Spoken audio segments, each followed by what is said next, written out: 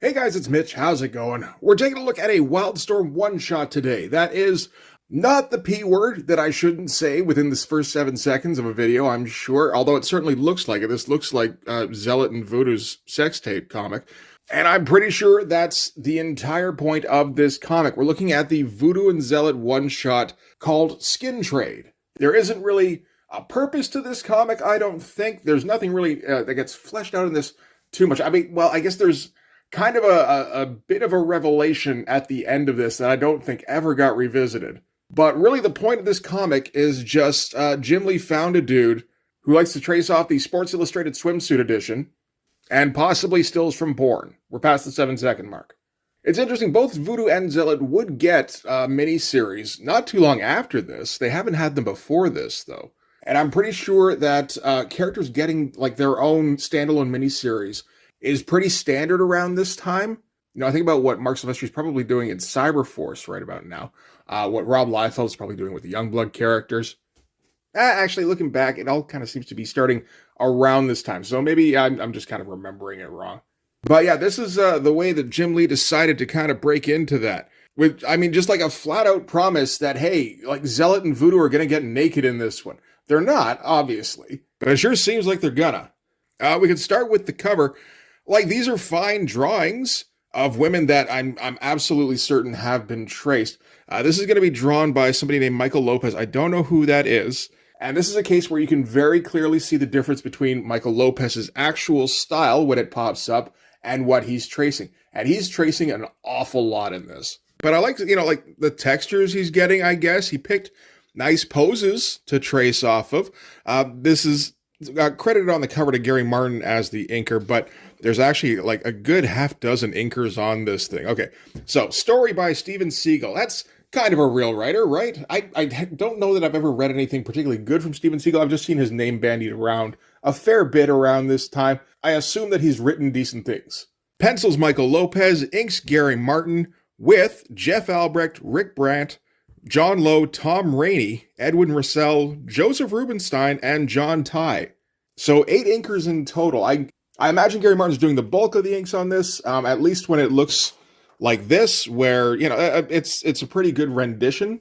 Some of these guys don't even bother trying to do that kind of direct translation, though. So I imagine when you get 8 inkers on a book, the reason is because of scheduling.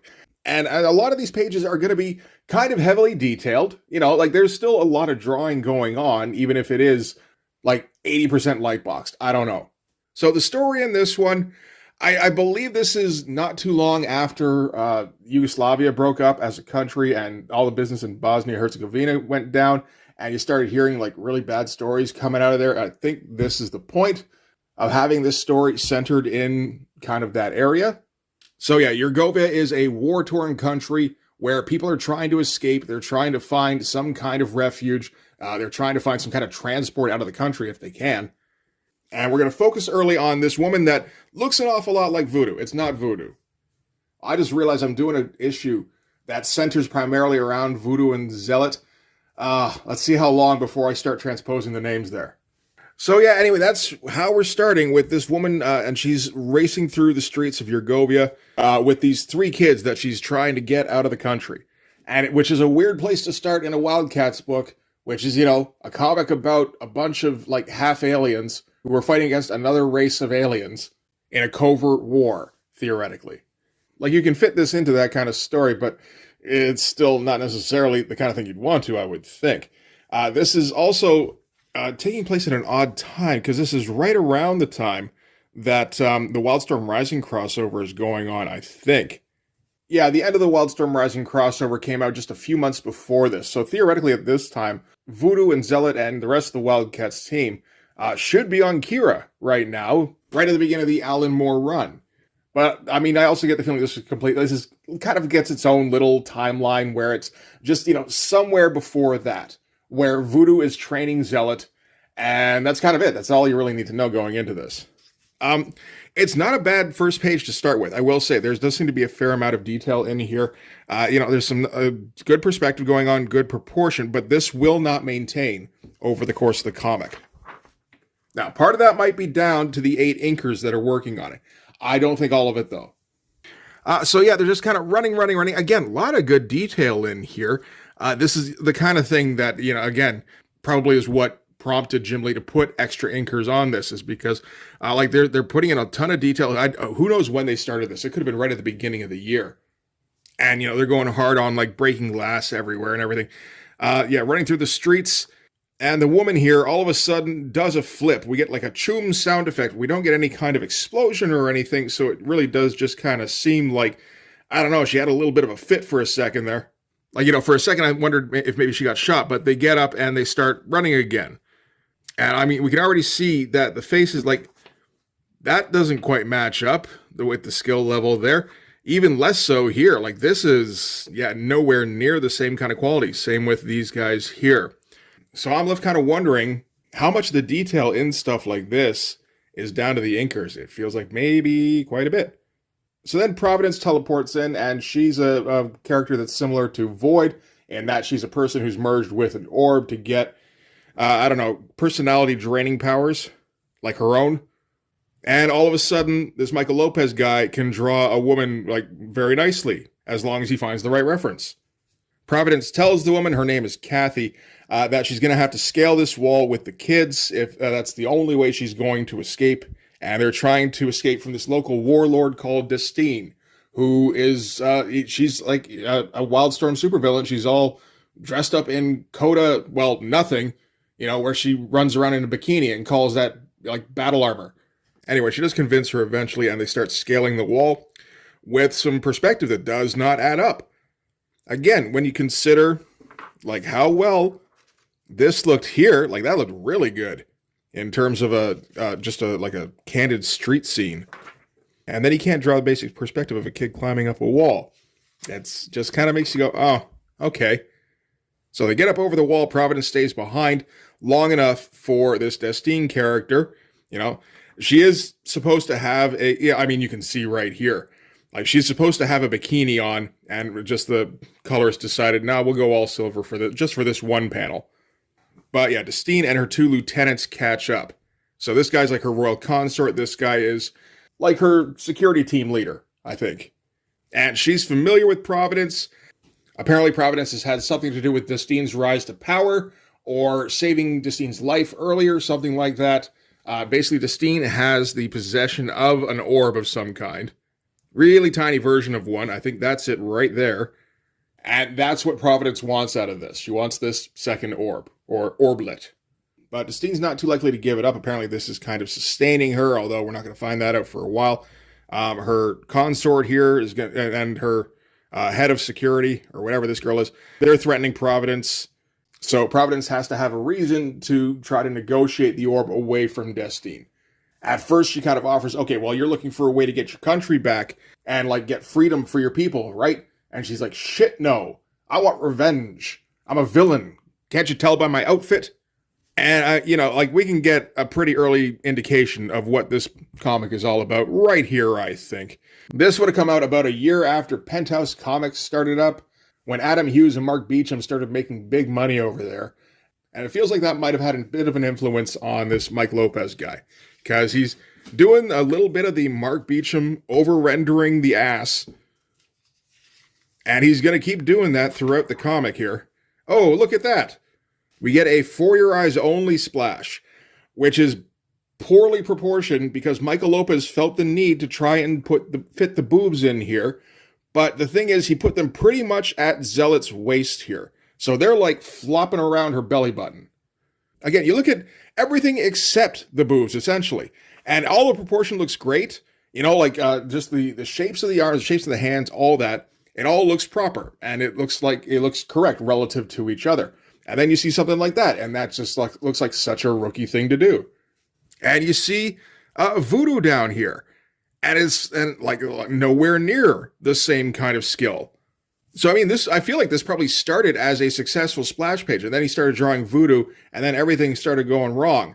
And I need to add boobs too. Oh my God, why does that make it look worse? And then we cross over to the next page, which is interesting because, we get this little panel thing here attaching them. So this is kind of a spread, and it's completely different inking on this page. So the deal here is that Zealot and Voodoo are training in like a VR kind of session. It's danger room shit. And this is how Voodoo is doing her Coda training. And all of a sudden, some, not quite a dinosaur, busts in. Looks like it was getting there in some respects, but there's some, this is looking pretty basic. And it just feels like the inker managed to add on a whole bunch of interesting textures on a not very good drawing of a dinosaur. You know what? It just occurred to me that it might be a good idea to look up Michael Lopez's comic book credits. I'm not sure why it didn't occur to me to do that before. He has gotten a lot of work in, including at Penthouse Comics. So I assume this is basically awkward first steps. It's really fucking awkward. So before we get any further, I'm just going to stop you real quick and let you know that the Blood Force Kickstarter is on. It's live, and it has been fully funded. We're at 101% as I record this.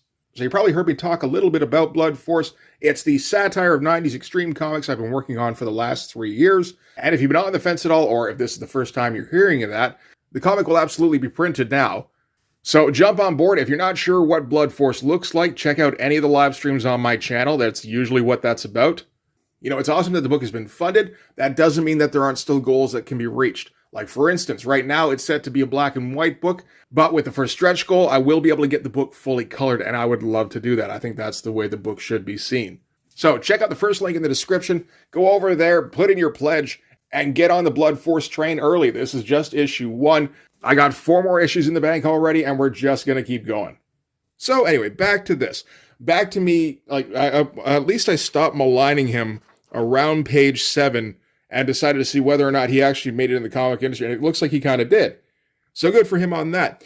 We get to this page here, and all of a sudden, like, the art gets very cartoony, like almost like a Mike Allred kind of degree, where there's like no shadow whatsoever. I mean, like, to go from this to like a thick outline with no rendering at all, that's quite a transition, but that's what you get when you get 8 inkers. I will say, all this background stuff looks pretty great. Like, again, great looking textures on the trees, on this like iguana thing here, not on the dinosaur, again, to reiterate. All sorts of great textures, you know, like little leaves and everything all over the place. That looks like absolutely fantastic vegetation. Oh, look, we're back to asses. And we're also back to not even a single background. It almost works in this context because they are in a VR situation, so all they got to do is, you know, turn off the danger room. And you can decide what the danger room looks like when it's not holographic. And apparently what they've decided is that the danger room is actually a void. Not the character void or the lack of character void. And yeah, again, you know, all of a sudden, Michael Lopez, he's going to start tracing off of, I assume, swimsuit models or potentially not. And then you see what happens when he can't do that. You know, he's got to do a smaller drawing and it's like, I can draw a woman okay. It's like, yeah, you kind of can. Like, the proportions all look good. I've seen worse. But, like, when this is how you're selling the book. This is how you're selling the book. This is what the book's going to look like. Sure it is. I know, bait and switch stuff like that is always going to get me at least a little bit. You know, like, some of these faces don't look bad, but these also look like they're slightly lightbox. And I think, again, this is down to some other inker. I have no way of telling which inker is doing what page. You know, I know Joe Rubinstein at least is a professional, and Tom Rainey is a pretty good penciler. I don't really know what he's like as an inker, and I can't tell which of these pages would possibly be him. But, I mean, you know, the context is pretty self-explanatory. They just wrap up their training session. Grifter and Maul were in on it, too. Voodoo's just about training. Grifter and Maul are like, let's go away and do anything else. And this apparently is Emp walking in. That's Emp walking in. At least this guy is going to make a bit more of an effort to try and actually draw him as like a dwarf instead of, you know, like the way Jim Lee draws him, where he's a regular dude only with half legs. Voodoo is filling Emp in on how, I did it there. Zealot is filling Emp in. It's only the first time. It's going to happen a bunch more times. But she's filling Emp in on how Voodoo is doing in her training. Basically, verdict is that she sucks. You know, she was doing okay for a little while, and now she's, like, making mistakes that she wasn't making, like, a couple days ago. So her focus is wavering, or, you know, she's maybe losing interest. Who knows? And that's kind of the summary for this page. And yeah, we're going to get, these, like these are pretty good drawings of woman in profile. In fact, it's a pretty good drawing of a woman in profile that he basically flipped. I don't think there's any difference between those two faces. And then, yeah, back to, I don't know what I'm doing. They start getting snippy with each other. Voodoo stomps off. She seems to be wearing at least a bit more clothes than she was right at the beginning here. I mean, like, okay, it's basically the same amount of clothes. It just looked like less clothes here. It definitely looked like way less clothes here. Anyway, everyone's telling Zealot to kind of lighten up on Voodoo, and she kind of goes off to her room and sulks for a little bit. And that's when Providence teleports into her room. We can assume, because we get the Providence lettering here. We're not actually going to see her on this page. Anyway, is she on the next one? Yes, she is. Okay, good. We also get a very strange pose from Zealot here that doesn't look posed exactly. I mean, that hand certainly is. Everything else is just kind of shoved together a little bit. But, this is, mostly almost competent. He has a lot of trouble when he's left to his own devices with drawing figures. There's a whole lot of awkwardness in here if he's not working directly from a reference.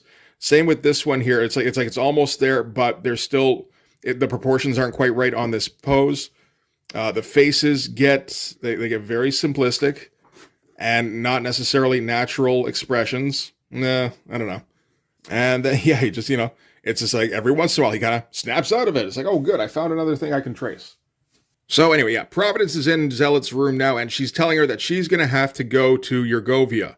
And the reason is that Destine is in control of the place, and also Zealot is going to run into her child, which I think this is the first time we're probably finding out that Zealot ever had a kid, and certainly on Earth anyway. And this whole thing, all this exposition of it is just an excuse for Zealot to kind of crouch on the floor and look back over her shoulder in poses that Michael Lopez found in Sports Illustrated magazines. I don't know, it's just kind of interesting how shameless it is when it's so very obvious what he's doing. So anyway, after this particular discussion, Zealot goes to Jacob. Before they were saying that Zealot and Voodoo should go on a little trip together, just have a vacation, which is dumb, but, we gotta have a reason for Zealot and Voodoo to be lounging around in bikinis for, 10 pages in this book. So that's what we're gonna do. Again, you see when he's drawing these figures, and it doesn't feel like he really knows what he's doing. And when he's like, that looks pretty good. I think that's taken directly. That one, not so much. That one, yeah, no, not really. This is kind of funny because Jacob's at his desk, and it looks like Zealot starts crawling along the desk towards him. I think she's supposed to be leaning over him, but he'd be sitting on the floor if that was the case. And then quick cut back to Destine in Yurgovia, and having a conversation with Providence, and she's being informed that Zealot will be on. I don't know. She'll be on this island here, or she's gonna. I don't know. They're gonna meet up anyway. It's not particularly clear. I get the feeling this was largely done Marvel method. Again, largely as an excuse to draw stuff like this. And this is just exactly what it looks like. Voodoo and Zealot are sitting on a beach somewhere in Greece. And they're thinking, boy, beaches in Greece are nice. And yeah, that's about it. And again, you can tell these are very posed. It looks very good. As it better when you're going to be tracing directly off a photo, because you see what he does when he draws by himself. It looks okay. It's absolutely fine, really. It could be its own comic. It doesn't look anything like this shit though. What this does remind me of a little bit is Jay Anacleto when he's starting up Area, but I was wondering for a second if maybe that was the influence at first, but that's a few years after this. Okay, so after they're on the beach, Voodoo has to... I didn't skip anything there, right? Nope. Voodoo has to jump in the shower because we need that pose. Again, this is, I think, before David Finch draws basically the same kind of shot in Aphrodite 9 #1. So Michael Lopez is a bit of a trailblazer, at least. Anyway, she gets naked because that's important for the plot. After she gets out of the shower... she's looking around for Zealot, looks out the window, makes sure to bend over while she does it, and notices Zealot running down the docks. And she just kind of left the room, and she's off on her own little mission. And she's in full battle gear for this. She's hunting some dude named Anthony Papakronis. And apparently he's a smuggler who Zealot is familiar with before, although he knows her by the previous name of Athela. And Zealot is going to convince him pretty quickly that he has to take them from Greece to Yurgovia. So that's how we're going to get them there. I mean, I guess what little story there is in this is fairly clear. There's no real interesting dialogue up until, like, you know, usually at least that in this kind of thing, there's something weird that somebody says that's worth pointing out. There's not even really that. It's just all kind of bland and, you know, just it kind of gets the information across for the most part. It will get pretty confused at some points, but for the beginning here, it's kind of clear. Although, it, you know, by this point, I think you've probably forgotten that someone was running through the streets of a war-torn city with a bunch of kids at the beginning of this. Anyway, after this guy agrees to take Zealot across to Yurgovia, that's when VOODOO catches up. I wonder how many times I've mixed them up already in the course of this video. I'm sure it's happened at least once that I didn't notice. A good drawing of VOODOO here that doesn't feel posed, which is interesting. I wonder if he's tracing off art? Maybe, because I don't feel like he could, from what I've seen, I don't feel like he could manage this on his own. Okay, we're back to photo reference again now, at least. We're back on familiar ground. And, you know, like, part of this feels, I don't know, gratuitous. And, like, not just the comic itself. Like, that's obviously gratuitous. There's no point to this comic other than, well, I mean, this right here. But, I mean, the video itself seems a little gratuitous. And it's like, why are we even looking at this thing? I kind of remember this thing being heavily advertised in 1995. And thinking, you know what, that looks really good. You know, because you'd see images like this. Well, you know, pretty close anyway. And, you know, you're thinking like, wow, does the whole book like that? I'm going to go and plunk down my $7 Canadian for that. I did not, by the way. But I think even 16-year-old me would have been a little bit upset to put down $7 Canadian and get this, like, mixed bag of tracings from swimsuit magazines mixed in with amateurish pages. Anyway, the reason this time that VOODOO and Zealot are lounging is that they're on their boat from Greece to Yurgovia. And they're doing their usual, like, talking about the mission beforehand. They're just, like, showing off their asses while they do it this time. And they get stopped by, like, not quite a Coast Guard. I think this is, well, I mean, the country's war-torn, so it's a bit more piratey than that. But they're stopping the guy who owns the boat, theoretically. And then they just find these hot swimsuit models on board. And they're offering to, like, escort them. You know, and they're, like, kind of climbing over each other to see who gets to escort them first. And then VOODOO just starts, like, shooting at them, which it doesn't seem like a very VOODOO kind of thing. And, yeah, just yells at the guy running the boat to, you know, go, go, go. And that's all we're going to get for that sequence. They don't catch up. There's no kind of repercussions from that, so that's just kind of senseless. And from there, we're going to go to, like, some pretty heavy detail. So I guess we're back to that first inker that we had on page 1. And we're back to that sequence in Yurgovia, in the war-torn city, with the Gloria woman, and she's escorting these kids. And Providence keeps popping in on her, telling her that she's got to get the kids out, and she seems to be trying to get more kids out of Yurgovia, while she's trying to manipulate VOODOO and Destine to meet up. There's some pretty good-looking stuff here that I got to assume is mostly down to the inker. I don't know. You know, like, some of the setup looks pretty nice. Like this montage bit here, it kind of fades in and out. It's like some of it doesn't really actually work as a montage. A lot of it's down to the colorist kind of finding somewhere to separate things. Actually, I think this is meant to be its own panel here. There's just no border. Maybe this one too? Okay, that's just confusing now when I look at it. I don't think that was meant to be a montage at all.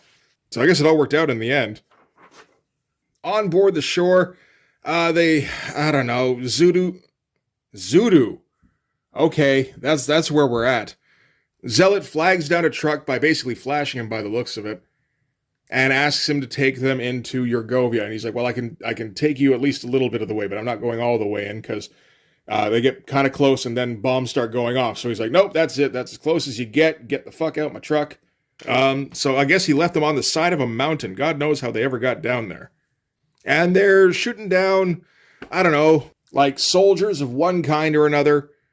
Again, since this is based off of, like, early 90s Bosnia, you get the impression that there's like war crimes going on, although they don't show too much. Like they show this guy here being crucified.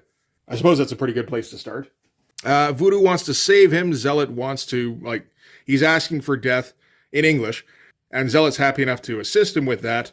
But yeah, Voodoo wants to get him down and leave him to die in the street, I guess, because, they're not sticking around. I believe they get spotted by more soldiers here, and so Zealot gets extra thick for a second and finds herself an assault rifle and starts gunning them down. Again, I think we've found a new inker for this page, because I haven't seen anything that looks like this kind of drawing before. Like, there's some nice detail in, like, the boots that look kind of manga-influenced a little bit. But, I mean, that's definitely not this guy here.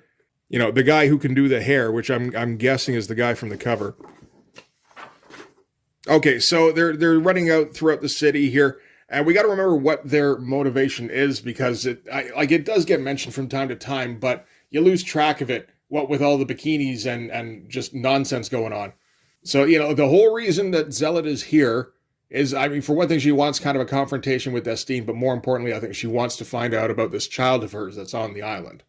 So, when they run into this building here, they find some guy dying on the floor. He tells them about how he saw some woman who was with 3 kids, and one of those kids had white hair.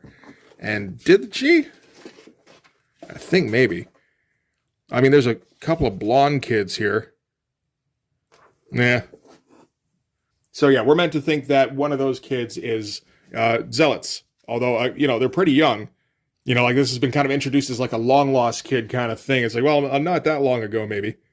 Yeah, so I think the guy pretty much dies here, the guy that was relaying the information. And then they hear some war crimes going on outside with some woman and her kid are getting accosted by, this is Destine's consort. And, he's alone in an alley with a woman who can't do anything, so he's going to take advantage of that right in front of her kids. So, we're justifying, like, killing this guy horribly if we can. Interesting page layout choices, trying to pop them out of the panel border here, but it does end up confusing the issue with the way things are set up, because, you read down here, and then it's like, I'm not supposed to read here, am I? I'm supposed to go up here, and then, oh man, I think over here, and then there, it gets confusing pretty quick. Again, I'm pretty sure that Michael Lopez is pretty young and inexperienced at this point, and he just doesn't know a whole lot about storytelling. Like, some of this is all right. It's somewhat clear, although he is relying an awful lot on tiny panels. And, the plot itself doesn't really, we're touching on it from time to time, but most of the dialogue or narration or any of that is just Steve Stiegel trying to fill space, while Michael Lopez draws Voodoo and Zealot in bikinis. So, you tend to forget what the point of anything is in this. Anyway, the consort kills the woman instead of raping her, so that's nice at least. Voodoo knocks him on his ass, Zealot kind of mounts him, and then gives him a stern talking to about how he's a bad person, and then probably stabs him. And Voodoo seems to have issue with this, because Zealot previously yelled at Voodoo for allowing her emotions to take control. And she's like, what do you call that? He deserved to pay for what he's done, but not like that. It's like, no, that seems about appropriate, really. So Voodoo is just going to, I don't know, just kind of like telepathically make the child here, because this kid just lost his mom, she died right there. So Voodoo's going to make him feel warm and fuzzy, and then they're going to take off and leave him in an alley with a couple of corpses, I guess. But, nice choice for a panel here.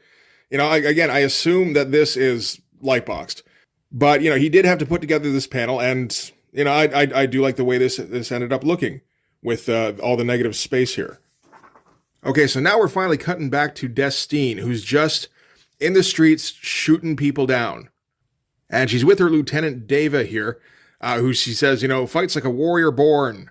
And we're going to actually focus on Deva a fair bit on this page, to the point where you start wondering, wait a minute, okay, is this meant to be Zealot's kid? I think that's intentional, just trying to kind of confuse the issue because we haven't been very clear at all about who Zealot's kid even is, or whether or not Zealot would even recognize them. Hell, there was a moment where I thought Destine might be Zealot's kid, because, she dresses the same. Again, nice choice for how to do the splash here, where we're definitely focusing on the one character.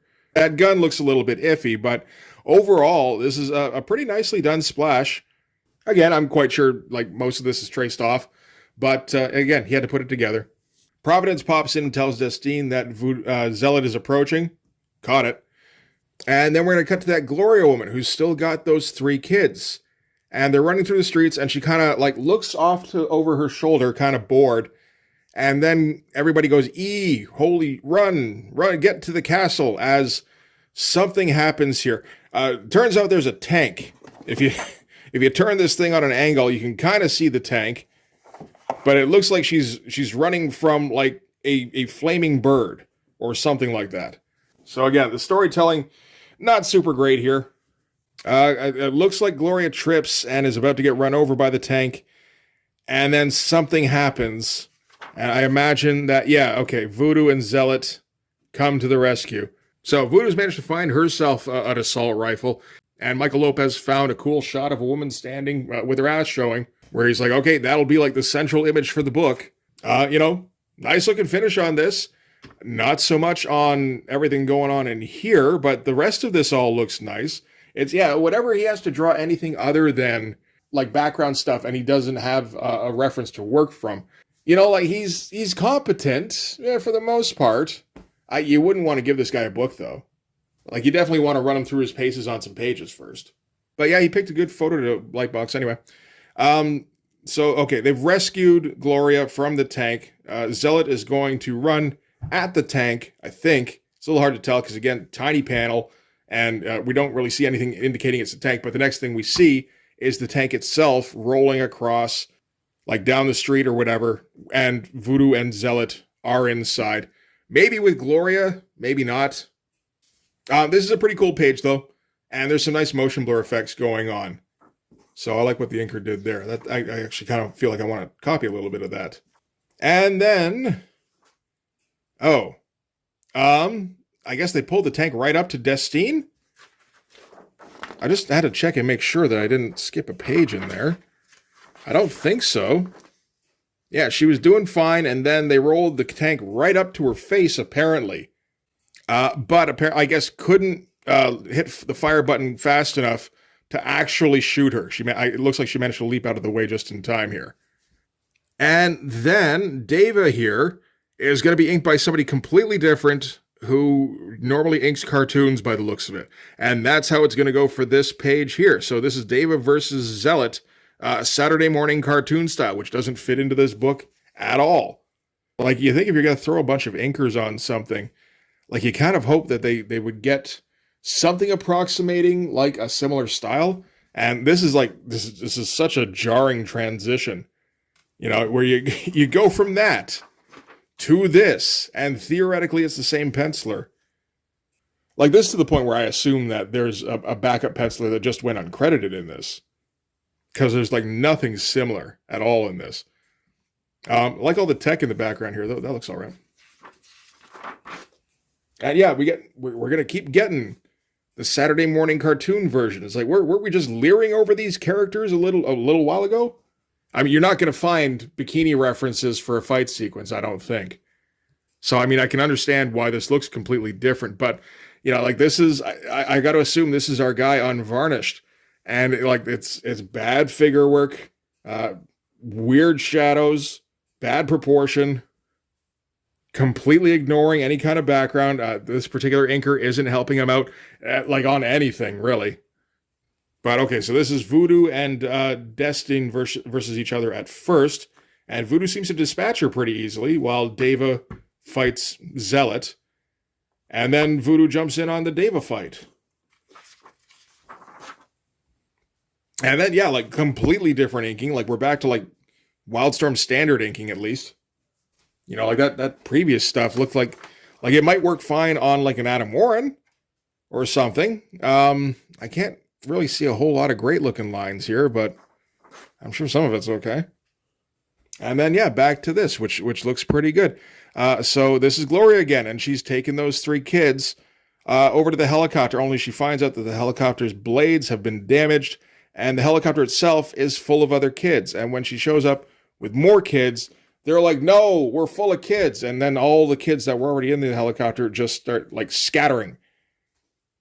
Not a whole lot of this makes sense. Nothing in this book. A very awkward large panel here. You know, like we've got, again, Veda versus Voodoo. Oh, even that in itself is a little awkward. And Zealot versus Destine, but just the placement here. It feels weird and kind of like a montage, but not quite. Zealot manages to get her hands on Destine's pendant, which is the orb. Weird looking shadowing. Not too bad, really. It's just like, that's not quite how shadows work.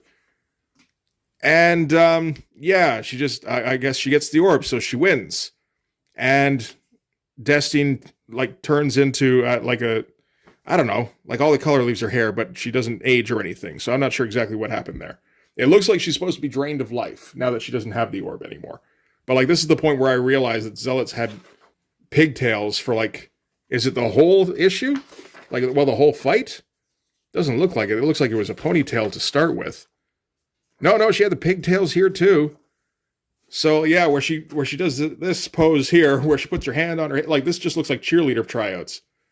The actual composition for the image is pretty good, actually, looking at it. Like it's kind of nicely framed, and we're making it pretty clear, you know, what the focus of the drawing is. Now that's actually quite nicely set up. Finish is like not really there, and it'll get worse over the course of this page. Like by the time we get to here, that is just not anything anybody wants to see, I don't think. And then we cut back to Gloria with the kids, and it looks like Destine has come back, and her hair is back to its regular color. So I don't even know what the fuck is going on anymore. But Zealot has finally met these kids that she's been chasing all over the place, and she's like, none of these kids are mine. So when Destine grabs one for a hostage, she's like, okay, none of them are mine. I still don't want you to kill them, I don't think. So here, yeah, sure. Take the pendant back, and she just kind of hucks it. And I guess it explodes or something. But this is all looks like, this does not look good at all. We're just trying to get out of the issue at this point, I think. Like this whole thing feels like Jim Lee gave this guy a few months to draw it, and he couldn't even get it done in that time. I don't know. That's just what it feels like. And they're rushing at the end here, trying to slap together something for an ending. And it just, yeah, absolutely looks like garbage.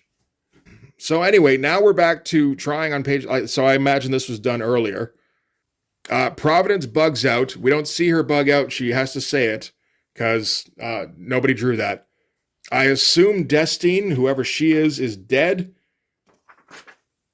And maybe Veda ran away. I don't know. She hasn't been on a page for quite some time. Not since this one here. She just kind of disappeared. And so now we got Gloria and the three kids, and a helicopter comes in, and it turns out this is Stormwatch, and they're going to do some shuttling of the refugees out. And Zealot starts by yelling at Providence, saying, you said my kid was going to be here, and I haven't seen it this whole goddamn time. And Providence is like, all I said was that you would run into the child. And yeah, that's when Stormwatch comes in, and she gets kind of weird about Winter's accent. She's like, oh, wait, are you Russian? And he goes, yes. And she's like, oh, take some kids. And I think we're meant to assume that Winter is Zealot's kid. Setup for this page is pretty nice. Actually, it's nicely framed again. Like there's some weird shit going on here where I don't know if somebody's helping with some page layouts and leaving him to his own devices on others. I don't know. Like this is just flat out cartoony. But yeah, they saved the kids. So now it's time to go and lounge on a beach. And hey, remember when this was like going to look like a softcore porno? That's how we're going to end it. Bye. You know, and it looks fine. It's, again, he picked a good photo to trace. That's it. First skin trade. That thing's absolute mess. You know, a couple of those drawings did end up looking kind of nice. But I mean, I don't trust that the guy actually drew them. Like, you know, like worked out construction and everything.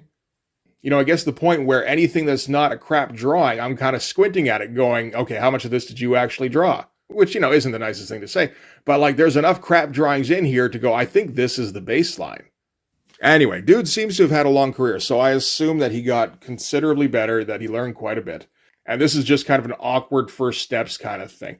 I just don't like the bait and switch aspect of it, where it's, you know, like, oh, we got a brand new artist who's going to knock your socks off. And then you plunk down way too much goddamn money. And it's like, well, you'll definitely be surprised anyway. But yeah, I did not pay $7 for it when I bought it this time around, by the way. This was $3 American. I guess it was worth it for that, if only so I could, look at it quizzically for half an hour. So, I've got the #1 for the VOODOO miniseries. I think we'll go over that at some point. That's drawn by Brandon Peterson, so that should be quite a bit better. And won't leave quite the same taste in our mouths. But for this one, anyway, that's going to do it. Thanks very much for watching, guys. If you like this video, please hit the like button. It helps with all the algorithm stuff. If you want to see more, hit subscribe. And if you really want to help out, in the description, there's a link to my Patreon. If you go subscribe there, that'll give you access to everything I do. So all sorts of videos, everything to do with the Blood Force comic, including everything to do with the Blood Force Kickstarter. You can also follow me on Instagram and DM me there for commissions. So yeah, that'll do it. Thanks again for watching, guys. I'll see you in the next one. Bye-bye.